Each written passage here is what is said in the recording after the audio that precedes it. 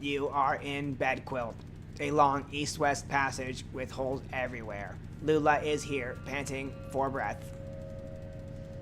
Did they follow us? Where's Joseph? Well, Search for him. Search. I only understand you as far as wanting to search. we have to be more specific. Down one of the tunnels? Oh, down one of the tunnels? Search tunnel. You select a tunnel at random. Your lantern illuminates several sets of footprints on the moldy cave floor, but they are impossible to identify. This is really scary. With the equipment? Search equipment. The various computer and audio equipment casts angular shadows into the tunnels as you scan slowly across the pile. Nothing.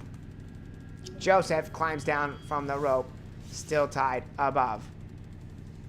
That damn sound, those damn voices. I don't even know what direction I was running. I wove through that network of tunnels. I ran my hand along the wall, always turning left. But every turn and every rock felt the same. For all I knew, I was running in circles. Finally, I ended up here. And I hid. I panicked. I heard you talking, but I didn't think I could trust my senses. But listen, there's one thing I have to tell you. While I was out there, lost in the tunnels and caves, I came across the Zero, and I had no idea. It's like a real place. They pick up garbage, they deliver mail, they go to work and to church, but it has an awful kind of emptiness. Man, what's going on? What's going on? What is going on? Wandering through, I heard horrible echoes. Weird images got burned in my mind's eye.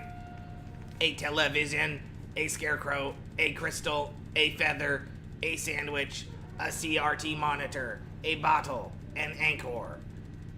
Lula looks down at her feet. Should we focus on Lula, or do we want to ask more about what he saw? I'm not sure at all. Maybe we should ask him more about that. Ask Joseph about the Zero. Donald, you've heard the same damn stories I have, but it's different. It doesn't matter now, damn it. I'm leaving to hell with all of it. Whoa, we should stop him. Stop Joseph. You shout something at Joseph about the project you are working on together. You'll die in these damn cold caves, and what about those men that you know they'll come back? Tell him we can... Oh, it's you. Tell him we can find somewhere to start a fire. I have to sneeze, like, really bad. Sneeze! And it's just not... there it is. It's gone. It's gone. Should have looked at light. Bright light. Go. Oh.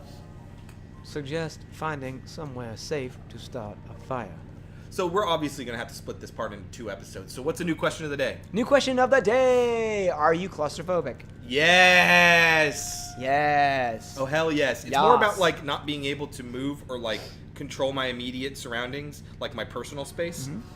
So, like, if my hands are bound or something like that, that would really freak me out. Yeah. So it's more about that.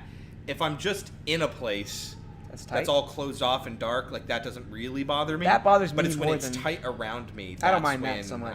I can't do it. Like, there's a scene, though, in 10 Cloverfield Lane where someone is crawling through these vents, and they are... Oh, nope. They are just about the size of the vents, and they are No. wiggling through those vents. And, like, and it's a scene of deep suspense. Like, a lot of action is happening as this is happening. You haven't seen that movie yet, go see it. It's Go very see good. it. It's great. I'm like, no, I cannot do it. No, I can't, So no. for me, I wouldn't mind being, like, tight or something like that. That wouldn't bother me so much. But in a dark and, It's like... the same. It's the same sensation about tickling. I can't stand being tickled. Oh, I don't mind being tickled. Part of that, though, I like being tickled, ladies. part about my problem with being tickled is that, like, I know my reflexes, and I have to spend all of my effort Not to punch to them not in the face. punch you in the face. Yeah. Like, every last ounce of my strength. I'm tickling Jay. You shout something at Joseph about going deeper into the caves. Did you hear their voices? They'll find you, but not me. I'm going back to the surface. Stop. Your stupid fight is ringing through the whole damned cave. Joseph is right. We can't stay here. I'm leaving too, but I'm not going back to the surface. I'm taking my station wagon and I'm heading down the zero. I think we need her to stay. Ask Lula to stay. You plead with Lula about your continued collaboration. I'll send you this tape when I'm done recording. I'll put it in the mail, and then you can see what your damned machine does with it. Lula and Joseph have left. Weren't we delivering a package? Is the package the tape? I don't know, was it a lamp? I don't remember what we were delivering. Abandoned by your collaborators, your confidants, your companions, Pal and a confidant. the only two among your colleagues with whom you've ever trusted the gift of your friendship. Pretty thick. Sounds like a Beardo had his heart broken. You wander the tunnels alone, dragging along the components of your unrealized masterpiece, combing the underground passages for a new site in which to realize your vision. Sounds like a genius. How do you mean? Vain. Vanity. Ain't it the truth? My Aunt Remedios, before she got into the whole ethnomusicography thing, she was a painter. Mostly nudes in oil. She had this model. I'll never forget him. Big, classically physical guy. Looked like he was about to storm Troy. He made everyone call him the Colonel. Weaver and I saw this guy naked a lot. You couldn't help it. He was always posing somewhere in the house, chasing the light from room to room while Aunt Remedios made a sketch of his profile or worked on the right mix of pigments for his abdomen. The Colonel had this magnificent hair, long black hair that ran down just to the bottom of his shoulder blades. One evening, he was standing next to an open window in the back of the house. The sun was setting, early spring, I think. It was kind of windy. Aunt Remedios was trying to get his hair right. She kept arranging it, like half in front and half behind, running over his shoulder and laying across his chest in this very specific way. But it itched him or something, and he'd do this weird, indignant shuffle thing. Or the wind from the open window would push it around, or he'd start and turn his neck when Weaver or I ran by, and everything would be tangled again. The final product was a swirl of black lines, billowing around the top of his neck. Weird thing is, I don't even remember his face now. Just that black swirl of pubic hair. Probably the best one she ever painted. Whatevskis. Hall of the Mountain King. Here we are. Bingo. Bingo.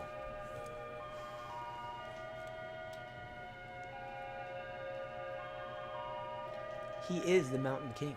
He is the Burger King. Fix it with the magnet. That's what I do. Oh. After what may have been years, you stumble out of a tunnel into a cavernous open space. Stalactites adorn the ceiling like grotesques. In the center of the room is an enormous rocky spire. This is where you will set up your equipment and establish your legacy. That's where we are now. Okay. Oh! Whoa! Click the machine inside the machine, quick! Now is the time to continue your work. Research assistance, 0. Realism index, 37%. Romance index, 2%. Mold coverage, 0%. You may hire a new research assistant, assign assistance to a task, or sleep until tomorrow. Assign us. Hire a new research assistant. We don't have any research assistants right now. Hire. Uploading job advertisement to university message Nice. boards. You have hired Andrew, who studies statistics. Assign him to a task? Mm-hmm. Isn't he the guy that drew things? Yep. You may assign research assistants to debugging, transcription, or speculation. Transcription, right? I think. He did transcription for sure. Assigning available research assistant to transcription. Hire a new research assistant.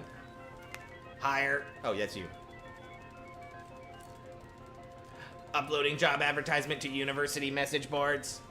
No new applicants. Try again We're later. gonna sleep. It's a game. It's a game. We're playing the game. Time passes. Andrew summarizes the migratory patterns of bats through the tunnels. Now is the time to continue your work. All right. Yeah. Yada, yada, yada. Oh, 52%. Romance index 0. Mold coverage 10%. Okay, so the mold coverage is our time limit. Hire a new research assistant. Higher. Okay. Uploading Roberta. She was the weird one. And I think she was assigned. Yeah, assigned. She was speculation. Yeah. 1. Hire new. Let's see if there's another way to hire. No new applicants. Okay, but Okay, we sleep need to. again. No. We need to assign what's his face to debugging 1. Okay. Sleep. Sleep. Roberta fixes some weird math with some weirder math. Andrew posits that nature, not reason, is the master of industry. Greasy black mold is collecting on the computer equipment. Now is the time to continue your work. All right. 57% still. How much mold? Ooh, 15%. 21%. Higher. No, we'll assign everybody. Weaver. Whoa.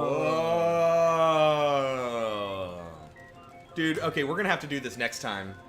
On Button Button Gaming! This is This getting is- really interesting.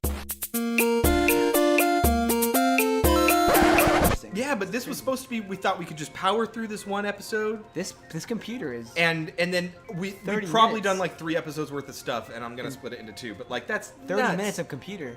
This God. is like, you know what this is? This is a big part of the game right here. Yeah, but like this is all one act of Act fucking 9 Right. of Jesus. Right. Yeah, it's crazy. It's crazy. All right. Bye. More later. Bye.